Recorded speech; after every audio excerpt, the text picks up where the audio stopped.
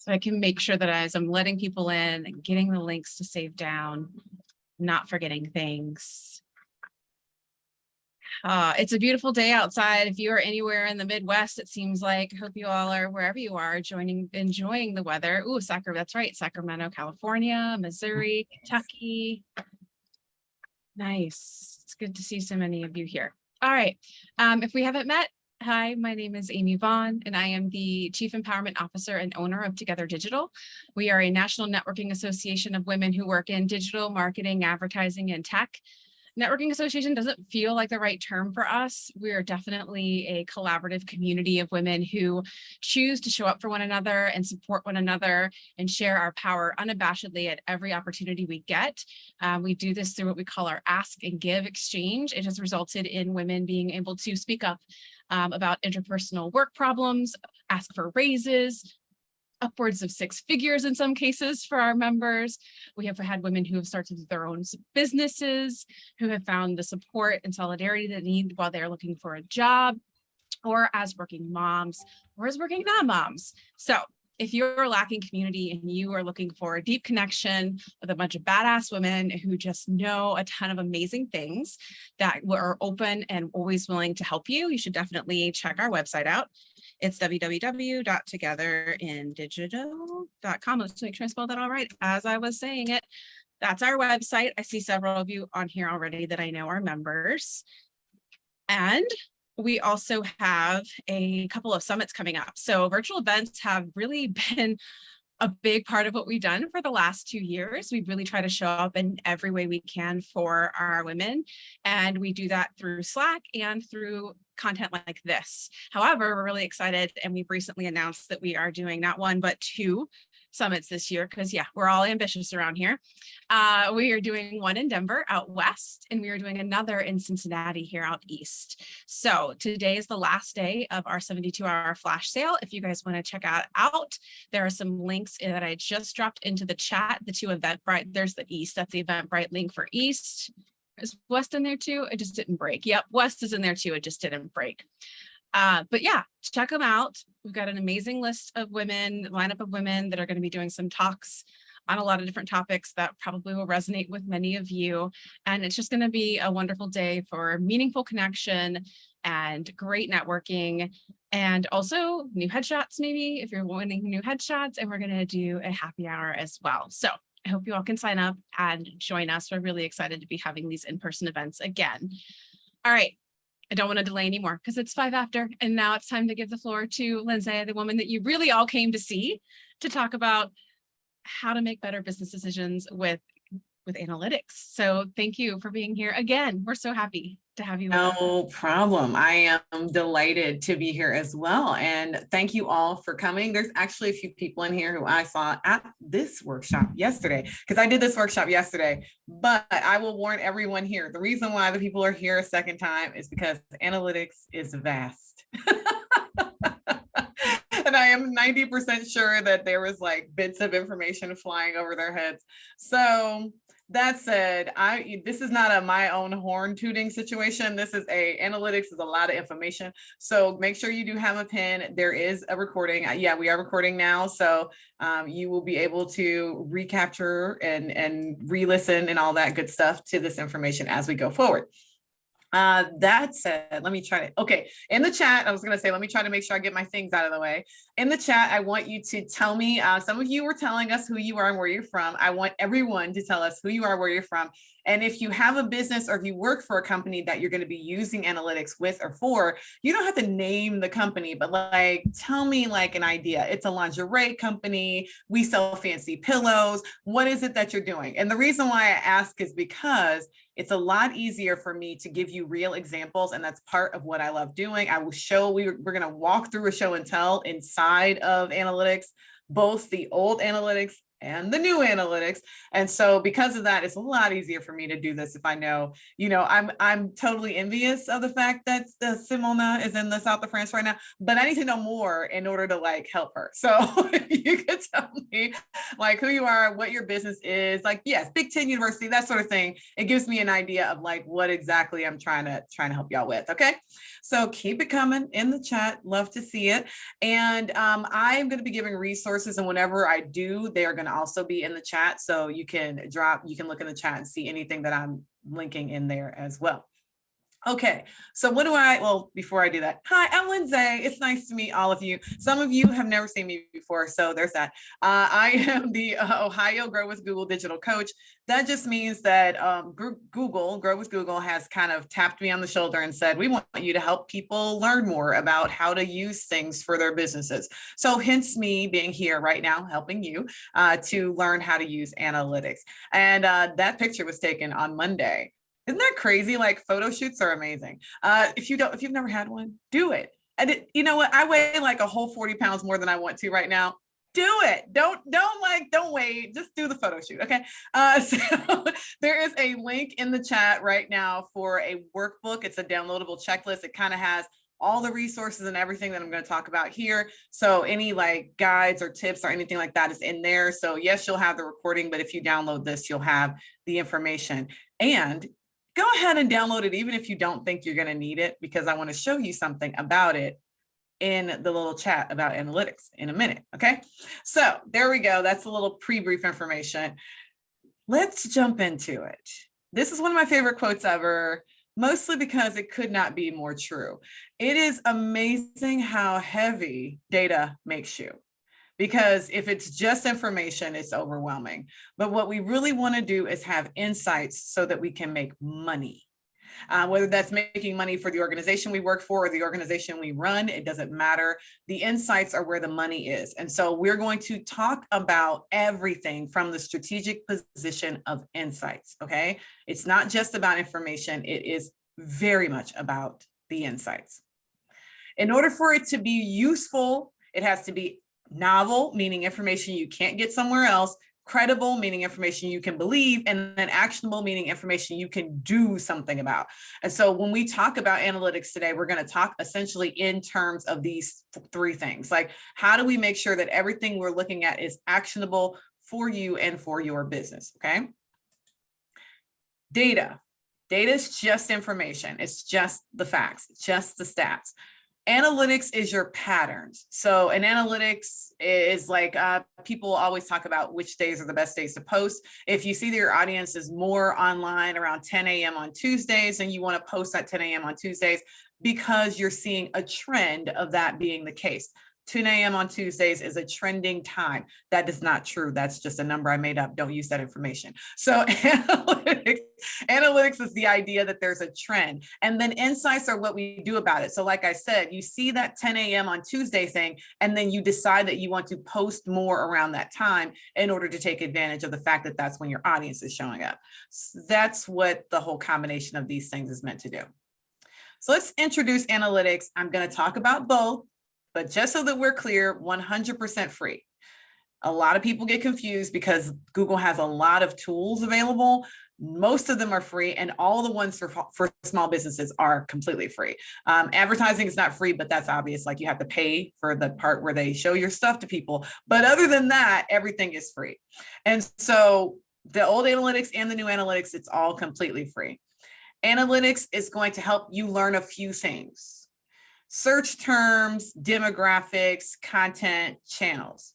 We're going to go through pretty much each of these things and what they mean for your specific businesses that you guys are still putting in the chat. Keep them coming. Keep them coming.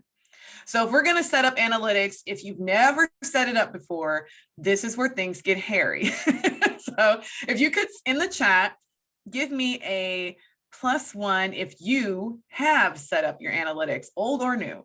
Old or new. So +1 in the chat if you've set up analytics. Okay, at least a couple people. Good, good, good. Keep coming. Okay. Now give me a +2 if you've set up the new analytics. So Google Analytics 4. Okay, we've got a whole lot less, a whole lot fewer people. Okay, this is why it gets a little hairy. There's a couple of things that are different if you're setting up the new analytics versus the old analytics. So the best bet, and this is my favorite thing that Google is doing right now, your absolute best bet is to set up the old analytics first. If you've never set it up before, go ahead and do that.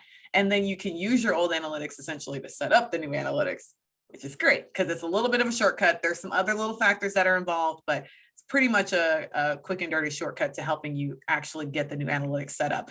And the old analytics is going away in July of next year. So you will want to make sure that you're doing that as soon as possible.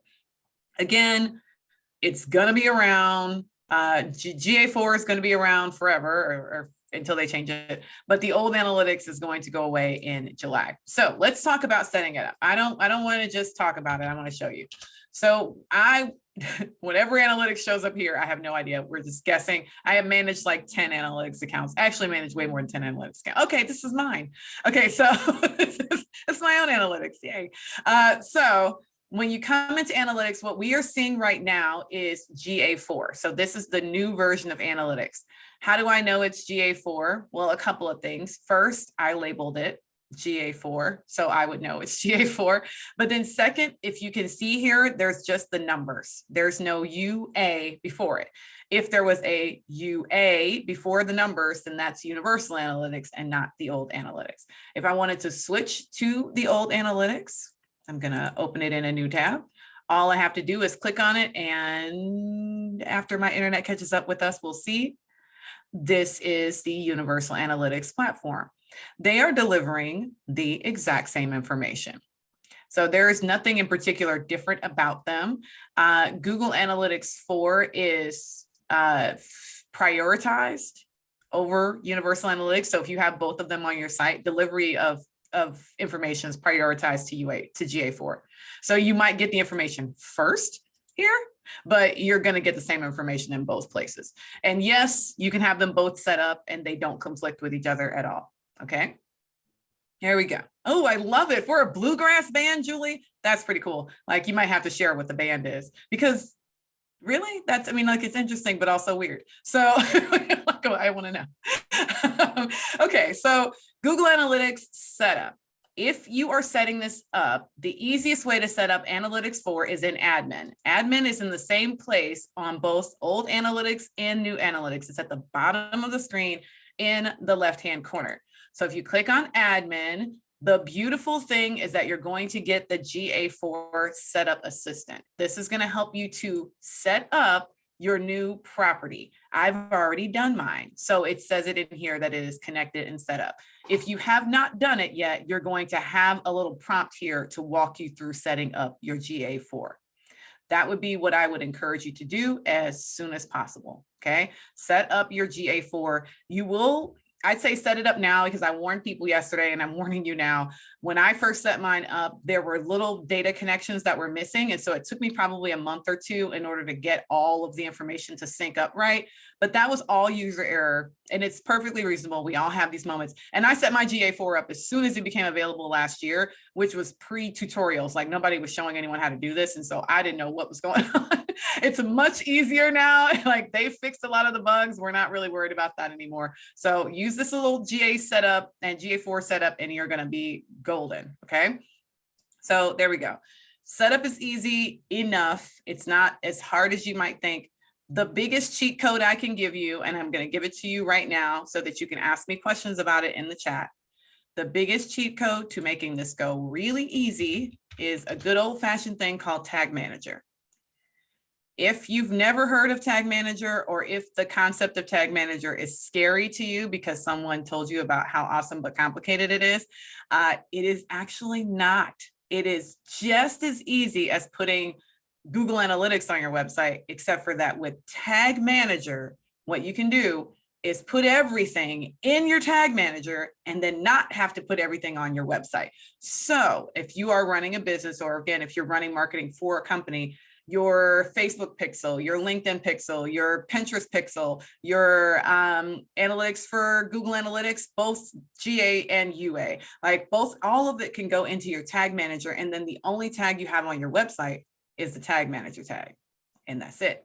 And so it makes it a lot easier if you want to add things, or if you want to change things up, or if your pixel code changes for one reason or another, hopefully not for malicious activities, then you will be able to change that out relatively easily, because the only thing on your website is the tag manager. And again, tag manager has been made a lot easier. It actually has a debugger in it. So if it's not working, you can tell, and you can kind of figure out why.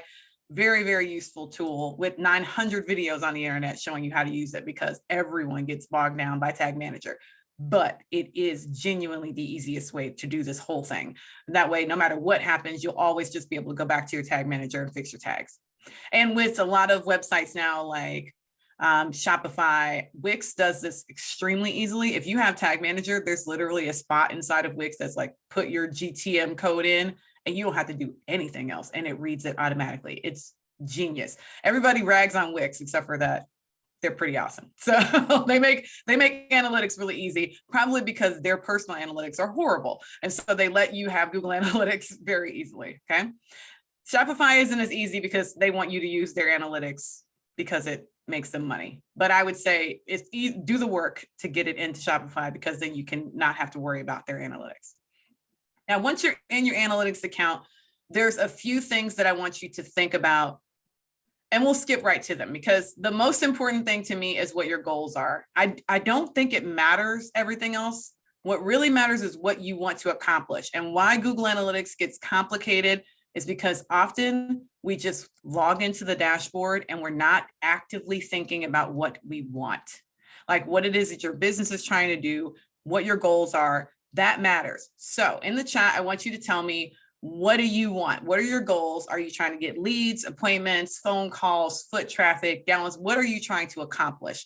So drop that into the chat, and I'm gonna go through a few of them and try to figure out exactly how you might track those things, but without getting distracted by other things that don't matter, so that you can actually have real insights for your business. So thanks, Elizabeth. Keep them coming, y'all. What else do you want? What else do you want? It depends on the campaign. I like that, Lacey. That's a very important way to put it. It's not always going to be the same. Sometimes it'll be a different thing. So very important right now. Okay, leads and increases in traffic, which hopefully will also lead to more leads. Okay, for anyone who puts in leads, I want you to tell me what that means. What's a lead? That, because it matters, right? Leads, that word means different things to different people. So, okay, so we got a form fill, contact form fill. There we go. What is a lead? What is a lead? A potential customer. How do we know they're a potential customer? Let me know, because we need to, in analytics, you have to be super specific. Okay, so the questions. The first thing you ask is, what do you want? And then the second thing you ask is, how do you want to know that, essentially? So that's the reason why I asked, what's a lead? So when you look at form fills, then the question that you might ask is, who of the visitors to your website should be filling out the form? Who? Not all, because that's never true. Not all the visitors, but which of them? Which of the visitors to your website? Are there engagement points on your website to encourage them to fill out this form? Can you track those engagement points? What are those things that are happening on your website, right? That are meant to be leading someone to fill out this form. Once they fill out the form, is there a post form activity that you can also track?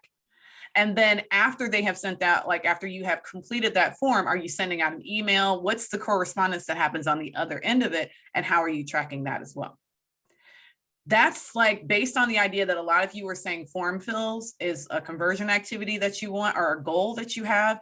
That's the goal. We need to formulate the questions that we ask around that goal, so that we are asking the right questions to make sure that we're tracking or looking at the right things inside of analytics. So first things first is reach. That is the who, the big audience thing. Like, how are people finding you online? What keywords are they using? All that jazz. Engagement. What do people do once they find you? How are they transitioning through your website? I don't know if you guys know this, but your analytics can actually tell you the paths that people are taking on your website. So how are you interacting with them? And then if you know what path people are taking, what are you doing about that?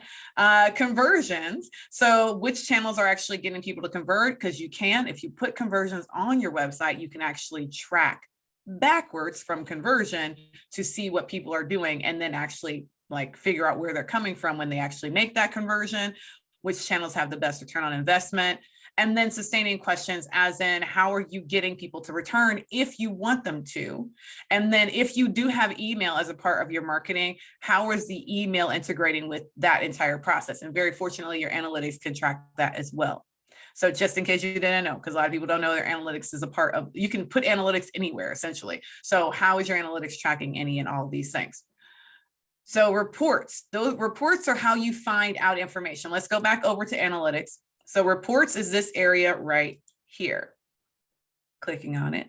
Reports gives you a snapshot, big snapshot here, but the life cycle, acquisition, engagement, monetization, retention, and then the user information itself, demographics, and tech.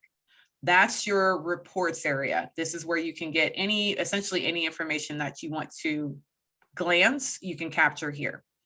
Over in old analytics, the entire thing is reports essentially. So real-time audience acquisition, behavior, and conversions, they're all right here. Now, the biggest difference between the old analytics and the new analytics is that new analytics is in real people language. Old analytics was in coder developer language, and it made it very difficult for people to understand what they should be looking at and why. So let's look at an overview, because the overview in audience is nuts. Like, what information is this even and why? And so there's just a bunch of numbers, and I'm not necessarily knowing which of these things I'm supposed to be caring about, versus when you go into the new analytics, it gives you a little bit more targeted of a approach to looking at this information. So let's go back to real time. Yes, so much better. Real time. So over here, if you look at my little first report here, let's look at real time. My real time data shows that in the last 30 minutes, 11 users have visited my website. People in Florida and Columbia, South Carolina. So y'all heard me guessing that. And somewhere called Madeira, Cincinnati, Columbus, Farmington Hills, Michigan. I do know that's near Detroit. Okay, so then we have the users, and look at that. So I said, could you please go ahead and download? I just wanted you to do it so that we could see what's happening here. When you clicked on that link that we shared in the chat, both the link itself that we shared and the actual landing page both have my analytics code on it. Why do I do that? Because I do these workshops all the time, and I can't get your information from you clicking on it. That's not why. Like, I just want to know whether or not people are actually using the document. I don't look in the software that I use to deliver this. I don't look and see how many people have downloaded it, because I don't really, and not that I don't care, I created it on purpose. But what I want to know is whether or not this is a good use of my team's time, because my team does take time to create those documents. And if no one's downloading it, then it's a useless endeavor. And so what does real-time data tell you? Real-time data tells you what's happening right now if you have a business for which that matters. But if you don't, then real-time data is a vanity metric, just like a lot of other things. So we don't want to get caught up in looking at something like, oh man, nobody's on my website right now. You should be asking yourself the question of, why would it matter if someone was on my website right now? What information does that give me? If it gives you zero information, then maybe you shouldn't be caring about that. That's what I want this workshop to do for you. I want to release you from the burden of caring about whether or not someone's on your website right now. It is just not that serious, okay? Unless you have a reason. So let me go back to some of the businesses that you guys have. Oh, let's go back to Julie's business with this, specifically the Rumpke Mountain Boys. Okay, there we go. So Rumpke Mountain Boys. So we have she's got this band, we're putting it out. What reason might she have for wanting to know if someone is on the website right now? You can put it in the chat. What reason might Julie have for caring if someone is on her website? The Rumpke Mountain Boys specifically. Allie, nail on the head. So if ticket sales has just opened up, or if tour dates were just announced, or something very specific, promos for ticket sales, something that is going to make it so that it matters that, okay, I did a thing in the world. Are people responding to the thing that I did? Now, again, if your business doesn't have a thing that you're doing in real time, this data doesn't mean anything. So don't worry, let it go. Okay. But there are instances where, oh, special meet and greets, that's a really good one, right? So there are a lot of times I know I've done meet and greets, and what are you doing on your phone all the way up to the meet and greet? As if these people are not standing right in front of you. Either you're taking pictures or you're online, like looking at their Instagram, looking at like, it's weird, but fans, right? And so you're doing a thing. It's great to be able to look and see what's actually going on in real time if you have a real time activity that's happening. If you have a brick and mortar store, you might also check and see who's online right now. If you are, I'd say particularly having a slow day, you might want to look and see if there are people online who are nearby or on a mobile device, because right now, everyone, 100% of the people who checked in and actually downloaded that are on a desktop computer. If I had a brick and mortar store, this would be very useful information, but also completely useless information, because it would be telling me that no one is walking into my store in the near future. But it's useful, I guess, if you want to know that that is happening, right? So real-time data matters, but only if you actually have a reason for it to matter. Monetization, it's another bit of data that doesn't matter if you have not connected any type of monetization to your Google Analytics. So right now, I do not have any. I set up monetization. Someone asked me yesterday, how do you set up monetization? And I could not for the life of me remember how I did it. You actually do have to set it up though. Like I can remember that. So you have to set up monetization. But once you set it up, you have to actually have something monetary coming through on your website. So an example being, if you have a Squarespace, Gumroad, if you have any type of e-commerce transaction that you are tracking, I use the term Gumroad, like y'all know what I'm talking about. Kartra, we use one of the fancy ones. If you have Kartra or Thrivecart or Samcart, you can actually connect your analytics to all of those as well. So even if you don't have an e-commerce shop, if you have online sales that people are doing, you can connect your monetization that way as well, and then track your conversions through to that cart so that you can see whether or not people are actually checking out from your very long landing page that you took someone's great advice in writing. So you want to make sure that you are connecting all of those dots, because very, very useful to connect. If, on the other hand, your business is 100% contract-based, you send invoices, you do not even need to open this monetization tab ever. Let it go. It is not useful to you. Let me give you another little bit of information that I think is really useful and scares the entire heck out of people. Let's go to engagement. And I want to debunk for us a very specific engagement issue, which is the time on site, average time per session number. A lot of us get bogged down by these numbers and looking for, or over here in the old days, your bounce rate or your average session duration. So there you go. Those are the two numbers people look at. If you are me, let me go back to the analytics. If you are me and a good portion of your analytics is coming from external sources, like I put my analytics code on links that I share on social media. I put my analytics code on my downloadables for my workshops. I put it on a bunch of things that aren't actually my website, which means that the second, literally, that person clicks on the thing, they have only been on my website for a second. So even once you all download that workbook, if you use it in the future, I do not get another analytics hit. I only get the hit from the first interaction of you clicking on it. That's it, which means that my numbers are going to be artificially low. I have the majority of my traffic is essentially from people clicking on those workbooks. I do workshops multiple times a week. It becomes a whole thing. If I associated like value with this number, then it would be very, very bad. I would be very sad, right? But I recognize why the number is that low. So that's where we talk about insights. Now, if you have a blog that you are running and your average time per session is 8 seconds, we have a whole different conversation. because your blog should have longer than 8 seconds. If it's an average of 4 minutes for someone to read a single blog post, then you might expect that the average time on your site is going to be about 2 minutes and 5 seconds, something like that. About half of the amount of time it takes to read a single blog post. Not because people aren't reading the whole blog post, but because there are a bunch of people who aren't reading it at all. And so those people are going to be dragging your number down to 0, while a bunch of the other people are going to be dragging it up. So it's going to average out. But if you are having a blog or some other content that people are really meant to see and your numbers are this low, then you really do need to be thinking about time on site and how you can increase time on site in order to get to the goals that you are trying to accomplish. Okay. All of this needs to be driven by what it is you actually want to do.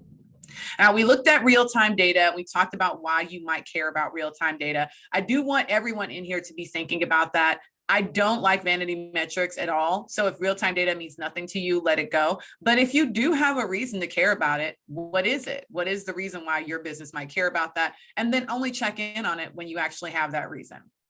User acquisition is a whole different ballgame though. Every single one of us should care about this. So let's look at it from both perspectives, the new analytics, old analytics.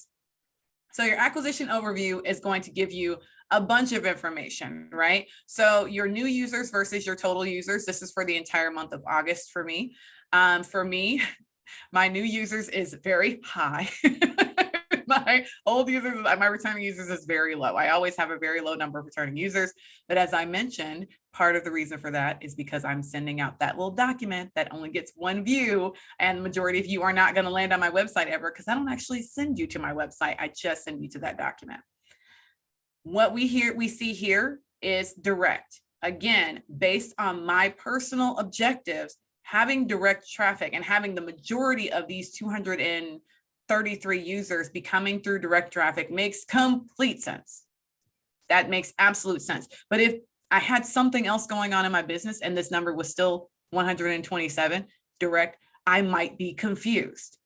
And I would want to think about, why am I getting so many people who are just clicking a link directly into my website or who are just typing my website address in directly, especially if my revenue is really low, but this is the majority of my traffic. So you want to be thinking about those things in correspondence to each other. If a lot of you, as you mentioned, leads, contacts, sales, if you're getting a lot of people coming to your website, but your revenue is not reflecting the number of people coming to your website, you might want to start looking at how those people are getting there. Because if they're coming directly, then those are people who already know you. They're not coming via search in any format. That's a whole different ballgame, right? Referral traffic. This is another great one. Who is my referral traffic and how am I getting so much of it in theory, right? So that's the next biggest area.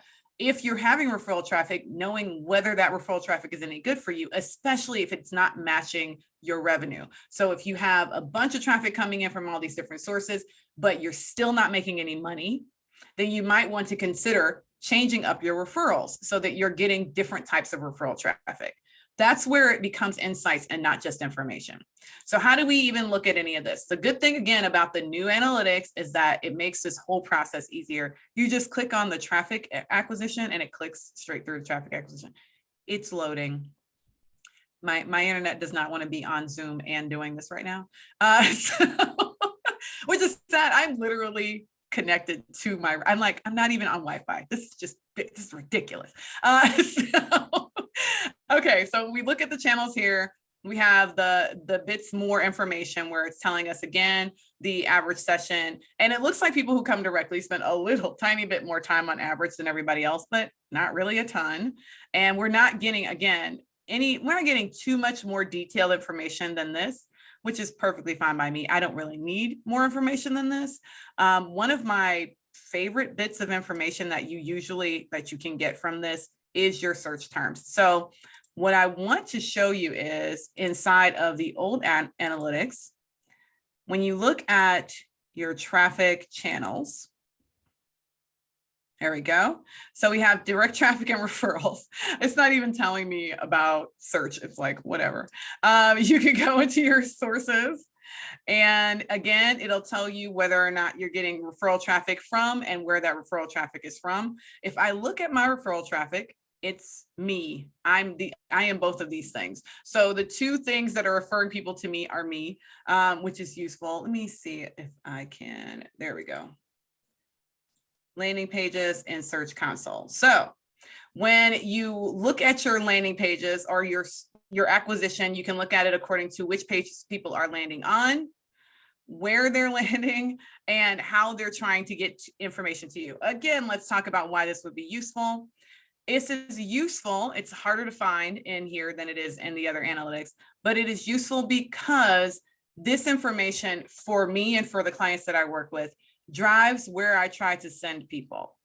So for my website, that's a little bit more, we don't really do a lot of selling of anything on my website, but I have clients for whom they sell a lot of things. So because they sell a lot of things, I spend a good amount of my time in here. The pages that people land on tell you about their intention. The pages that they spend the most time navigating on also tells you about their intention. So between those two things, what we have done as an analytics, insights thing is look at the pages that people are landing on. And then for those pages, we have added in calls to action for the things that we actually want them to do for each of those pages. And we tied that call to action to what was on the page. So example would be a tanning company where someone is landing on a blog about tanning while pregnant, sunless tanning while pregnant. So then the call to action is, here are the best, this is the best product that we sell that will help you tan safely while pregnant. So they have the whole article that they're reading about it, but then in there we have a nice pretty button. It's just an image, but a nice pretty button that says, here's the best product that we sell for that thing. They click on it, they go to the product. We already know that they're landing on that page in the hundreds every few weeks. We get hundreds of people visiting that specific page. There we go. So your landing pages and this information is meant to give you an action that you're meant to do. Okay. So let's look at another example business. We'll talk about high-end electronics. Okay. So we're not going to talk about bluegrass bands anymore. High-end electronics. So if you have a high-end electronics company and you find that the majority of the people who are coming to your website are going to your About Us page, what should Elizabeth, I think that was her name, what should Elizabeth be doing? Put it in the chat. What should she do on her About Us page to help increase sales of her high-end electronics? This is why we want to look at this information, because we need to be thinking like that. So I want y'all to tell Elizabeth in the chat what she can do. Okay, we're gonna move forward. This is gonna be an engagement conversation. So go ahead and keep it coming. Help Elizabeth out. What should she do? Okay. So engage sessions, user stickiness, conversions, we've talked about these things. What I want you to, again, always be thinking is, how is this information useful for me as a business? How do we actually get people to do the thing that we want them to do? And what that is acknowledging whatever it is they are already doing. So if we know that people are landing on our About Us page, how do we leverage that? Because we know that they're already doing it. We don't want to try to encourage them to go somewhere else. That's the wrong idea. The idea isn't to switch people's behavior. You cannot make people do anything. Period. We can't make people do anything. But what we can do is figure out what they're doing so that we can then piggyback off of the behavior that they're already doing. So if they're going to her About Us, okay, so exit points to products that she wants them to go to. So exactly. And the good thing is that if your About Us page is consistently the highest or one of the highest viewed pages, you can change that call to action whenever you need to. So if you have different campaigns, so I think it was Lacey who said you have different campaigns, whatever the campaign is that you have going on at that time, you can simply have a section on your About Us page that changes according to whatever that campaign is, where the main call to action is to get people to go to that campaign. There you go. So whatever the high-end product of the month is, or whatever the thing you're doing is, getting them to do it. And then you look back at your analytics to see if they're actually doing the thing. Like if they're actually going from your About Us page to the campaign that you're trying to get them to go to. So don't just do it and guess or hope. We can hope, but then we want to verify. Okay. So retention, I get a little weird about caring about retention, only because I feel like the majority of people, this isn't a huge issue. And by a huge issue, I mean something you really need to focus on. For retention, it's the idea of who is coming back to your website after they have visited the first time. This is going to be fully dependent on the type of business you run. If you don't run or work with a business where returning visitors matters, then this is not a metric you should be looking at all, because it doesn't matter. But if you do, if you have a bluegrass band, then you hope you are developing fans. You want this to be a high number, right? You want people to be returning on a regular basis. But I'm looking at the person who said they were in higher education and wondering, well, do higher educational institutions need a ton of returning visitors? Like, maybe they need to be looking at returning visitors during recruitment cycles, and that's it, right? So you may want to have an entire returning visitor report that you look at and share with people during that time of the year. But other than that, abandon this page altogether when it's not important to you, because otherwise this information isn't particularly useful. People don't just go to my alma mater's website. I don't just go there. I love my alma mater. I wait for those emails. That's the way I know to do something. And so I don't go to their website just randomly. And so we want to be thinking about that. Oh, that is such a great question. So if you have long sales cycles, would you want to use this view? No, because it will hurt your feelings. I don't want y'all to be out here damaging yourselves emotionally. So don't check this. If you are in a sales cycle that's 2, 3, 4 longer months long, don't check retention, because the likelihood is that people are not actually coming back unless you send them back. At which point, then you can check other things, like we talk about acquisition. You can look at your email marketing and see if your emails are sending people. So when we go into traffic, I meant to point this out earlier, email is on this list. And so if you are sending email, because I track my email using Google Analytics, then you can actually see whether or not people are clicking through on your emails from an email to your website, right? So then that is more useful to you than just looking at retention, because your retention on your website as a function of people returning might just be really low. And again, not particularly useful. Completely, 100% Nuria. Functionally and 100% completely free. At no point will you hit a wall where they're like, you have enough visitors to pay us now. No, you're good. So no paywalls in your future. Demographics is my favorite part of analytics. And it's also something you have to turn on. And oh God, don't ask me how I turned it on. Someone did yesterday and I always feel bad. So I know I had to turn it on because there was zero data in here before. But once you have turned it on, and the reason why they want you to turn it on is both obvious and obtuse. It is because Google tracks everything. They're listening to me say this to you right now because I have a Pixel.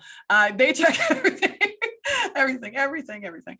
And because of that, they're not sharing whatever data they're tracking unless you ask them to. So with demographic data, they're essentially you have to ask them to turn it on and give you that data. Once you ask them, they will provide it to you, but they won't just put it in your analytics without you asking. So you have to turn it on. And again, stays free. There's no feature that you turn on that makes it cost money. But the demographics, to me, male versus female, all that jazz, is not particularly useful. What's very useful is location and interest. These things are so much more useful to you than you realize, mostly because a lot of us don't think we have a location-based business when we do. We do. The majority of our people are coming from some city somewhere, and it's great if we can acknowledge them, because it's bad. Like, why wouldn't I acknowledge that some huge portion of people, 7% of my visitors are in Ashburn? Like, why wouldn't I acknowledge that? Like, what purpose does it serve for me to ignore these factors? I can pretend that they're everywhere. They're not. The majority of these cities are here in Ohio, if not all of them. No, one of them is in Arkansas. And so the majority of them are in, that's it. They're Ohio. And so I can say the majority of my users are in Cleveland, but not by a large margin. So you just want to be thinking about that. But interest is where things get sexy. So if you click over into interest, when we talk about insights, interest gives you so much insight. So my top 5 almost never change. And your top 5 might be very different. At one point, pets was in my like top 10, but pets is no longer in my top 10. But my top 5 includes media and movie lovers, fashionistas, technophiles, people who love their hair and beauty, and then value shoppers. And then a lot of people ask me, how does Google know this information? And what does this mean? Google knows this because they're looking at our behavior outside of the moment that you're on someone's website. So Google knows that you care about your hair, not me personally, but other people. And why I say that, you do not want to know how many hair care products I have. It is ridiculous. I mean, I do have curly hair, so that's its own crown of thorns, but, but I don't care about hair. I just shop a lot for hair. So beauty and wellness, technophiles, I love that because I do technology training for a living. So it's useful that a good portion of my audience is technophiles, fashion, and media entertainment. Now you're thinking only one of those things is relevant for what you do for a living. True.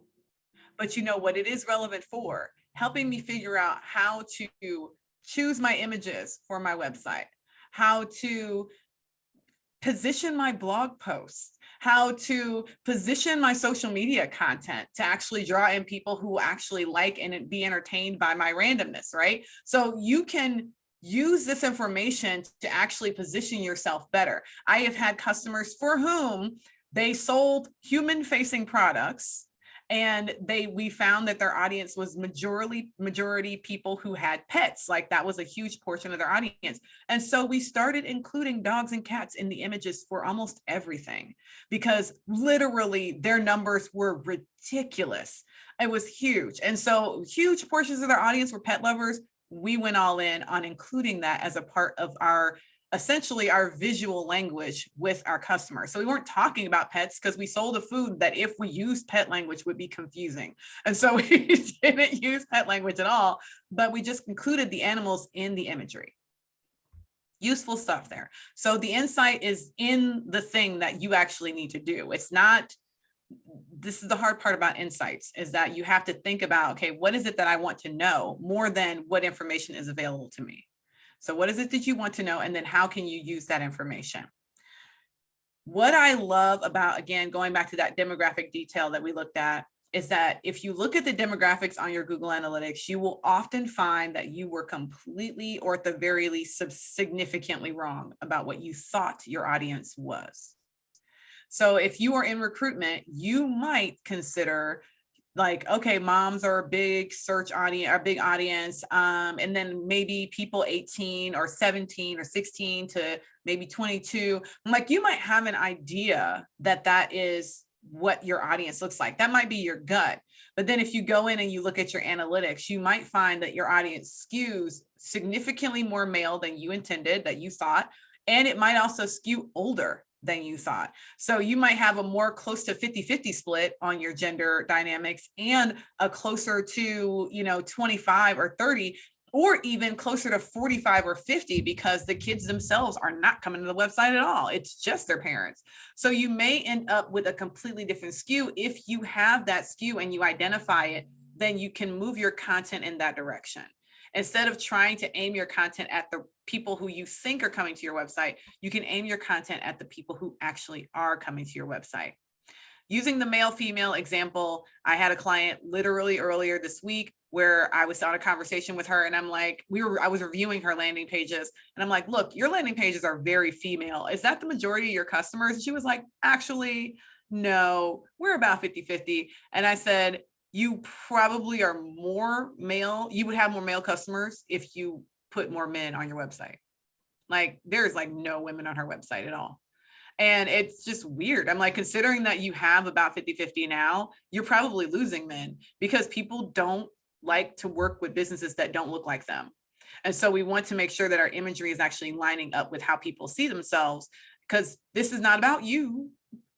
Like none of this is about you. It's always about them. And so if we're confused and we think that, well, I'm a woman and I want to be represented. First of all, yes, ma'am, you should, but also like, you should maybe make also other people represented as well, because it makes them feel good. People like reflections of themselves. Now, this says advanced features. I just want to show you some things, if you guys don't mind. So one of the things that I did not show yesterday that anyone who is repeating in here is probably going to love is that I did not show how to create conversions and events inside of Google Analytics 4.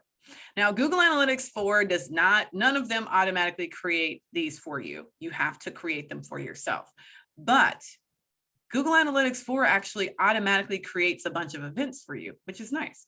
So a click, a first visit, a page view, scrolling, and then starting a session are events, but they are not automatically conversions. In order to make them conversions, you have to mark them as a conversion.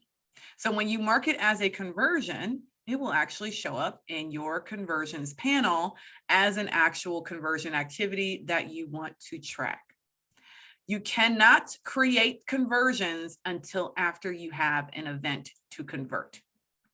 It's so stupid that it's genius, because often people will be saying to me, again, back in the old days of universal, confusing, except for that it's so easy. People will say, I want to know what that form fills thing. I want to know what my form fills are. And you're like, okay, well, what happens after someone fills out a form? And they're like, I kid you not, I don't know. Like, people would say to me, I don't know. And I'm like, well, we need to know what happens afterwards so that we could track the conversion of that thing. And they're like, oh, so now you can actually create an event that is the conversion. So let's say you want the event to be clicking on a page. So let's say there's a bunch in here automatically. Have file download, login, page view. I'm going to use page view, and I'm going to say thank you, because we have, a lot of us have heard that. Oh yes, right, I have to underscore it. Thank you, page view. So thank you, page view. Now I would want to be more specific than that. If you have multiple calls to action or multiple forms, you might want to be very specific about which forms thank you page. And yes, I think you should have a specific thank you page for each form. That's a whole other conversation. So what is it that people are going to do? The event name equals, or the page. There we go. Page title is equals, and then you can put the page title in here. And then that way they're linking to that page. Very simple. If you are wondering what the parameters are, or what the things you can call events, like what is the list of events, there is a list right here in this little learn more button. So when you click learn more, there's a whole page of options for creating an event. Once you create the event, then you can mark it as a conversion. It's that easy. But you have to create the event. So for Nuria, who says, let me discard that. For Nuria, who's like, that's confusing. It's only confusing if you don't think about the end first. We want to know, like, what is it? Stephen Covey, begin with the end in mind. What is the end activity that we want them to do? And you're going to create an event for that end. Then you create the conversion for that event. Once you've done that, when your conversions will show up, they'll show up if you monetize them, which you can. They'll show up on your just basic homepage. They'll show up wherever you want them to show up. And you can also submit a report of them once you have created them. Now, the one thing that it's still missing, that this view is still missing, the Google Analytics 4, is the magic ability to send yourself a report. So back in the olden days, here inside of Google Analytics, Universal Analytics, all you would have to do in order to send yourself a report is hit the share button, and it comes up with the ability for you to send yourself or anyone on your team whatever report you want to send them. And you can do this once, weekly, monthly, whenever. Y'all, this is still available right now until July of next year when they turn it off. So what I would do if I were you, I personally do not like coming into analytics on a regular basis. I find it daunting. So instead, I use the fact that I can get a custom report sent to me as the way to get it done. So instead of going into all these and doing all that, you can go into Google Analytics right now and create a dashboard. When you hit click, you do not want to do your own or whatever. You want to import from the gallery And look at this. It is all free. Yeah, I'm 99% sure all these are free. And if it's not free, just don't use it. There's too many that are free if there is anything that's paid. What you can do with these is just say, I want a content analysis dashboard. And this one has great ratings. There you go. I am going to import it.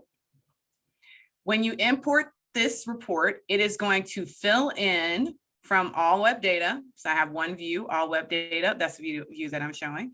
So all web data is going to create this report. And then this beautiful content dashboard. There we go. All this information, it's telling me which exit pages, new visits, all this stuff that a lot of us want to know. Did you see me do anything magical? No.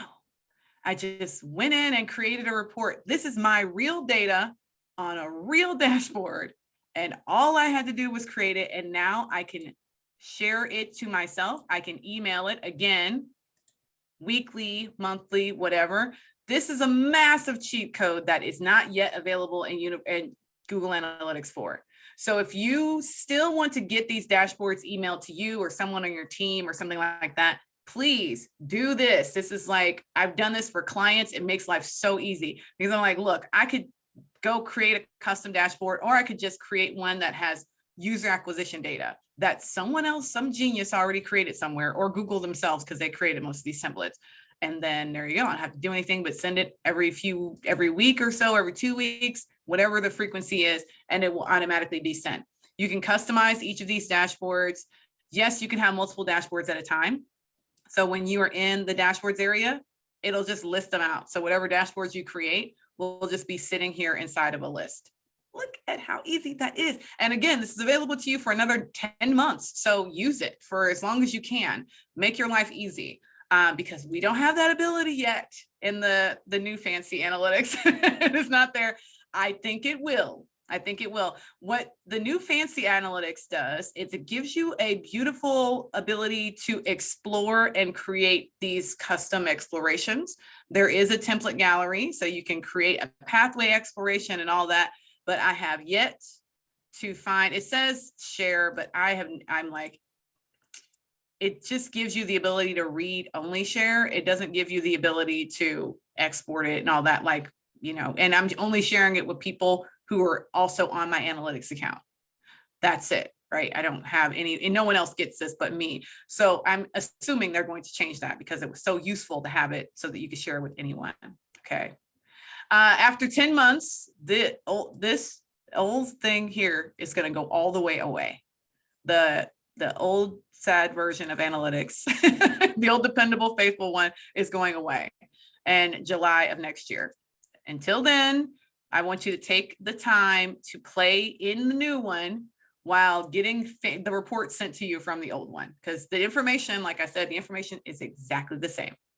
Not different information. Set them both up, play around, okay? So I feel like I gave you a bunch of little tips and everything. You can create custom dimensions, custom secondary. You can create secondary reports. So an example being new users versus old users. You can do a male versus female of your new users versus your old users. So how many of my new users are female? And it's a way for us to figure out, like, again, for insights purposes, am I acquiring all those new male customers that I thought I was acquiring? Is it actually happening? If it's not happening, then maybe you should either do more or stop caring about that. So it just kind of gives you that direction. Oh God, it's 5 o'clock already. I just keep going. Amy, you got to cut me off. Okay. So, yeah, y'all have been asking great questions. I'm going to stop sharing. So yeah, it's just tough. I run all the way over time if someone doesn't tell me. So, I don't think I had any no more recaps. I do want to ask before we let you go, if you could in the chat, because this is how I know whether or not I've given you enough or too much information. I want you to tell me what you're going to do with this information. So in the chat, tell me what your next step is, right? Like, what are you going to do? And the answer, Nuria, is the old analytics is going completely away, all the way away. So you got to get that new analytics set up before the old one goes away. Yes, rewatch the recording. That's okay. Right? So much in an hour, like you can't take notes fast enough. So I'm so glad to record these. Good. Just go around and play. Yes, play around in it. I hope it's less intimidating now that you kind of seen what it's meant to look like. Yes, good. Explore those dashboards. I like it. Yes, Catherine. Well, Catherine, you can reach out to me if you have any issues. There we go. Yes, get that new website set up for that bluegrass band. Love it. Love it. Eric, can you drop my information back in the chat? I am a LinkedIn human, so I hope that you all reach out to me on LinkedIn. I would love to connect. And oh yes, there's a link to a survey in the chat as well. Google loves data. So if you want to fill out the survey, I would be happy to get your input on this workshop for today. Thank you, Lindsay. This was super great as always. There's the information on chat there if you want to reach out to her to ask any more questions that you have, because yeah, it's just like a massive rapid fire brain dump of so many good things. So yeah, I'm excited to like get in and play, and I try not to break anything. Julie is the one that's been setting up our G4 dashboards and whatnot, but I'm just going to look. I'm not going to touch. I'm just going to look. Yeah. But I really did like that. I like that portion about looking at your demographics and really making sure that the visitors you have coming are the visitors that you want. And then the actions that they're taking on certain pages are indicative of what you want to see in the way of conversion. So yeah, I think it's really great. It's exciting stuff.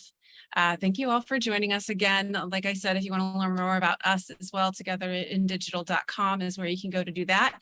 And keep an eye out. We are going to send an email out with this recording and our next workshop, which I think is actually about optimizing your energy. So if you're exhausted after this, come back so we can help you to optimize your energy for the one after that. Lindsay, thank you as always. You're phenomenal. So good to have you with us. Thank you. Thank you so much. It's been a joy. Obviously, I ran overtime hardcore, so I was having a good time. Everyone, thank you again. Take care. Bye-bye.